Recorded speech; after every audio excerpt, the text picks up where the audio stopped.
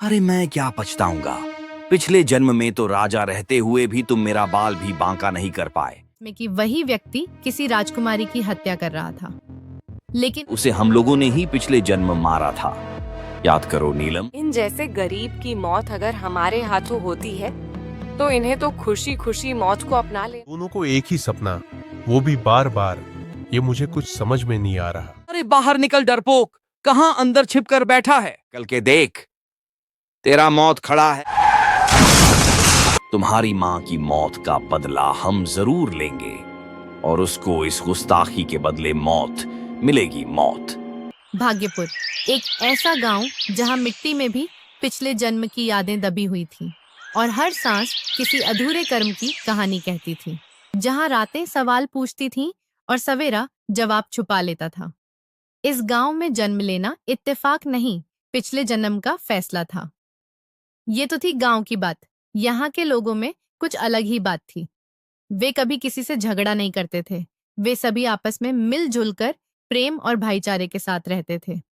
सुबह होते ही अपने कामों में लग जाते। सभी अपने काम करते। कोई गांव-गांव घूमकर फल बेचता तो कोई बाजार जाता और रात होते ही सभी अपने घरों के अंदर चले जाते। यह गांव जितना दिन में खूबसूरत दिखता था, उतना ही खूबसूरत रात में भी। सभी के घरों में जलते दिए इसे और भी अति सुंदर बनाते। इस गांव के किनारे एक बड़ा तालाब था, जिस कारण बस गरीब परिवार को भी पानी की कोई परेशानी नहीं थी। ऐसा मैं इसलिए कह रही हूँ क्योंकि जो बड़े और अमीर लोग थे, वे इन्हें अपने चपानलों से पानी नहीं भरने देते। इस गांव में कुछ लोग अमीर थे, पर ज्यादातर लोग गरीब। जो अमीर थे, उन्हें तो अपने जीवन में किसी भी तरह की परेशानी नहीं होती थी, लेकिन जो गरीब थे, उनकी जिंदगी ऐसो आराम वाली नहीं थी, पर उनका गुजर बसर हो जाता था। वे सुबह से ही खेती बाड़ी में जुट जाते और कड़ी धूप में भी मेहनत करने से पीछे नहीं हटते। ये है सुशीला, जो कि धार्मिक और ममता से भरपूर महिला है। हर सुबह जल्दी उठकर पूजा पाठ करती है। और ये है रामदीन, ईमानदार और साधारण आदमी, जो किस्मत से तो अमीर नहीं था, पर दिल का बहुत अच्छा था। रामदीन अपनी पत्नी और 2 बच्चों के साथ एक छोटी सी कुटिया में रहता था। इसके पास 2 बैल भी थी, जिसे वह अपने परिवार का ही सदस्य मानता था।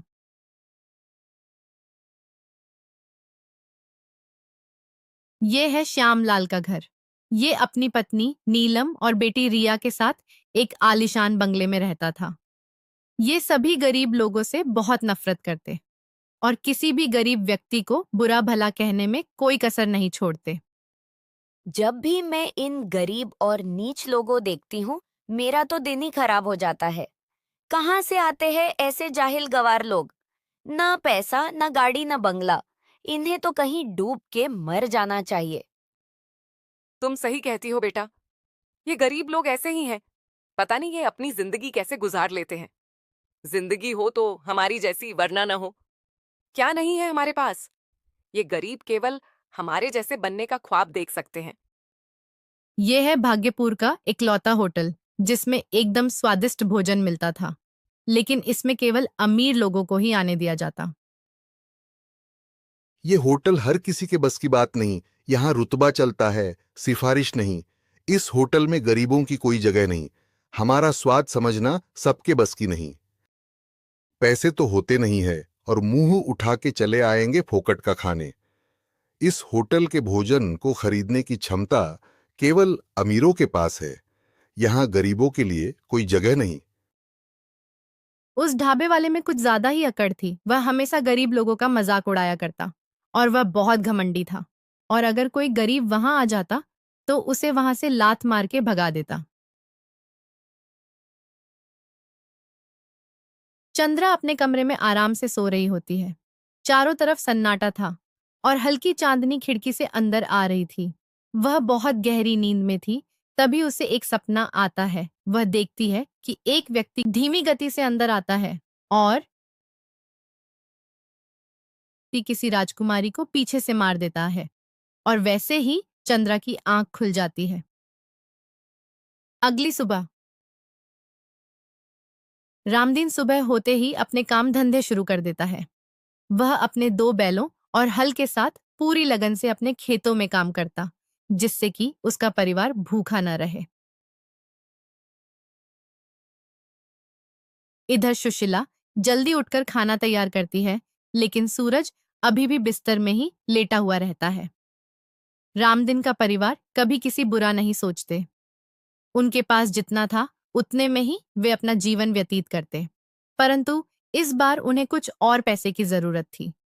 चंद्रा बाहर झाड़ू लगा रही होती है, तभी वह रात के सपने के बारे में सोचती है। रात में तो वह बुरा सपना बोलकर सो जाती है, लेकिन अभी वह गंभीर सोच में पड़ जाती है और इसी बात को अपनी माँ को बताने के लिए वह अंदर चली जाती है। जैसे ही वो अंदर जाती है, वह देखती है कि उसका भाई अभी भी बिस्तर नहीं छोड़ रहा है और उसकी माँ खाना बना रही होती है। माँ वो मैं कह रही थी कि वो क्या वो लगा रखा है चंद्रा? जो कहना है साफ साफ कहो, इतना क्यों हिचक रही हो? क्या दीदी, तुम बच्चों की तरह क्या बात करती हो? जो बोलना है मुझे बोलो, मैं सब देख लूंगा। तुम तो चुप ही रहो सूरज, मैं मजाक नहीं कर रही हूँ और बीच में ऐसे टोका मत करो। मुझे कल अजीब सपना आया था, जैसे मानो कोई व्यक्ति किसी राजकुमारी की हत्या कर रहा हो। लेकिन उसकी माँ बुरा सपना बोल के टाल देती है। चंद्रा एक दिन सुबह बाजार जा रही थी। घर में सब्जी कम होने के कारण उसे सुबह ही बाजार के लिए निकलना पड़ा। दुख की बात यह थी कि बाजार का रास्ता उस अमीर और घमंडी रिया के घर के बगल से होकर जाता था। वह नहीं चाहती थी कि रिया से उसकी मुलाकात हो। कहाँ चल दिए ओए गरीब, सुबह सुबह किसका चेहरा देख लिया? छी! तुम क्यों ऐसा कहती हो रिया? हम सब तुम्हें तो कभी कुछ नहीं कहते, तो फिर तुम क्यों हमेशा हमें परेशान करती हो? अरे तुम सब तो हो ही उस लायक, और हाँ, मुझे प्रवचन देने की जरूरत नहीं। तुम सब कभी हमारी बराबरी नहीं कर सकते। ये बोलकर रिया वहां से अपने गाड़ी में चली जाती है और चंद्रा भी उदास को होकर वहां से निकल जाती है।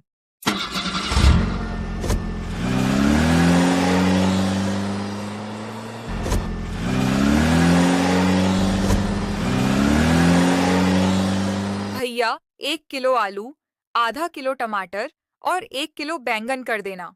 और हाँ भैया, 10 का धनिया भी दे देना। चंद्रा सब्जी खरीद ही रही होती है, तभी रिया अपनी गाड़ी की हॉर्न को जोर से बजाते हुए चंद्रा की ओर तेजी से बढ़ती है।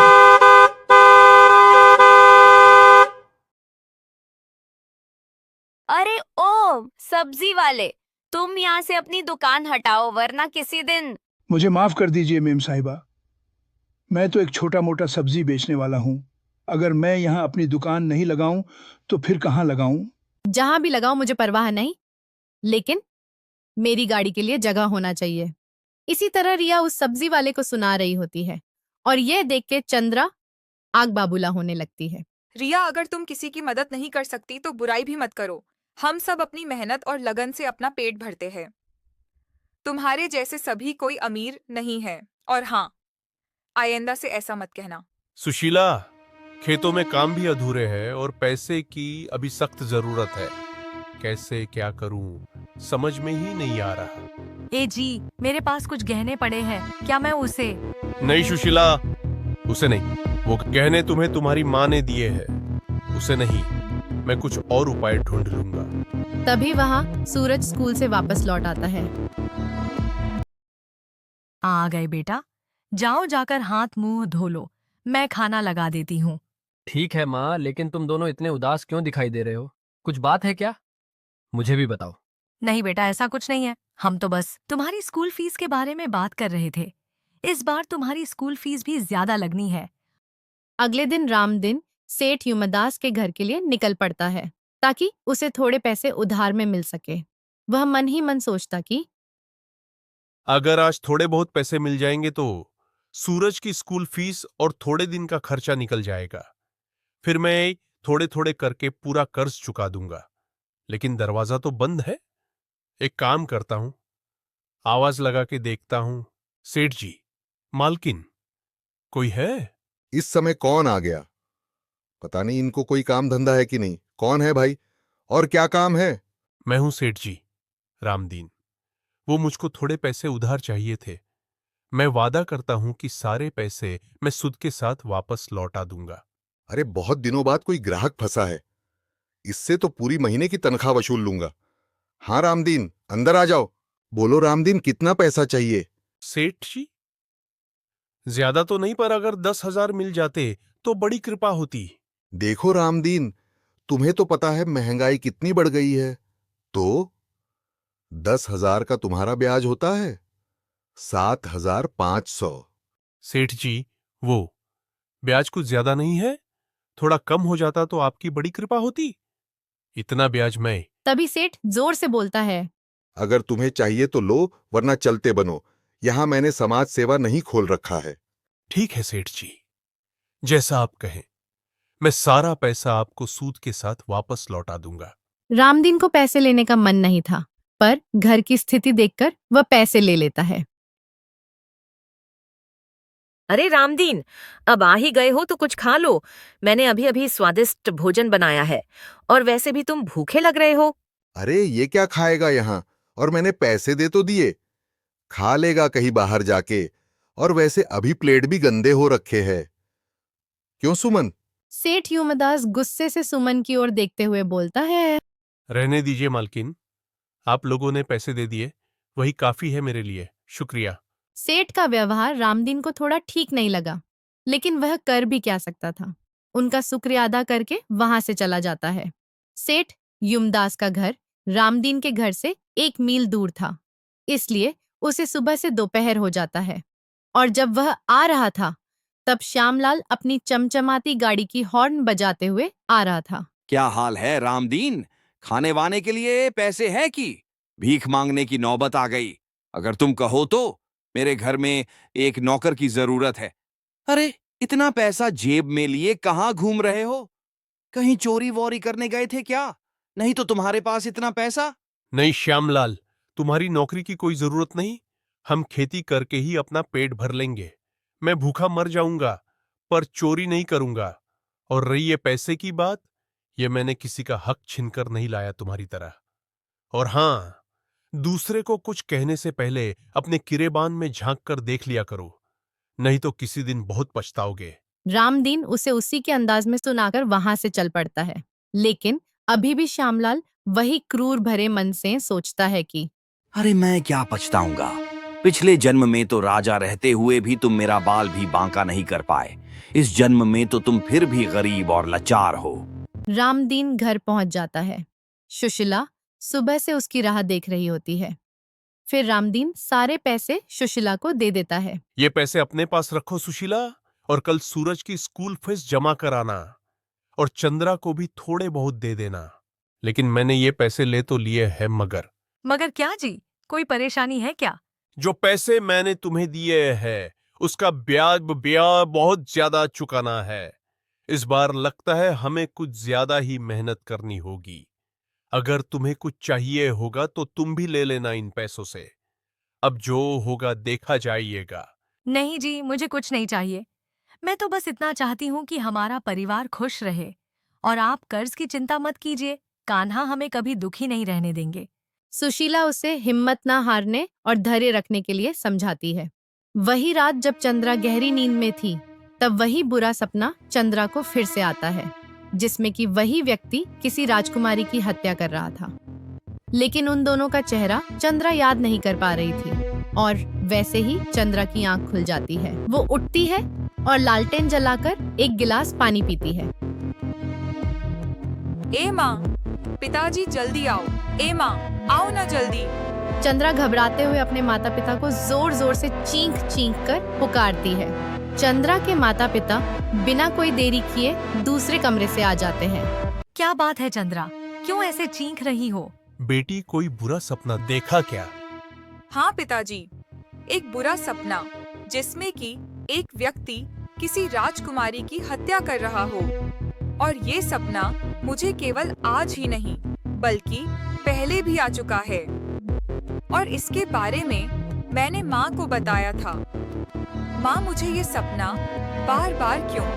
चंद्रा अपनी माँ से ये सवाल पूछती ही है कि तभी उसकी माँ झिझकते हुए बोलती है, कुछ नहीं चंद्रा, ये बस एक संयोग है और कुछ नहीं। तुम सो जाओ, बहुत रात हो गई है। सुशीला के मन में कुछ तो था जिसे वो बताना नहीं चाहती थी और बात बात पर चंद्रा की बातें काट रही थी। अगली सुबह सुशीला अगले दिन रामदीन को भी अपने साथ मंदिर ले जा रही थी क्योंकि उसे रात वाली बात कुछ हजम नहीं हुई।